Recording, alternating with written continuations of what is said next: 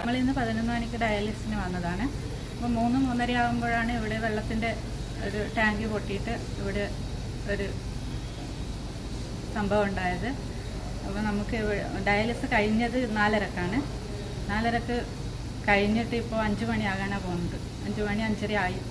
അതുവരെ അമ്മ അവിടെ വെയിറ്റ് ചെയ്തു. പിന്നെ രാവിലെ ഭക്ഷണം കഴിക്കാതെ വന്നതാണ്.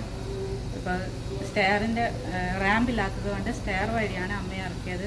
നടക്കാൻ കഴിയാത്ത അമ്മയാണ്. അതുകൊണ്ട് നല്ലവണ്ണം നമ്മൾ ബുദ്ധിമുട്ടി. ഡ്രൈവർ ഉള്ളതുകൊണ്ടും വേറൊരു മറ്റ് ആളുകളുള്ളത് കൊണ്ടാണ് അമ്മയെ ഇറക്കാൻ കഴിഞ്ഞത്. ഇവിടെ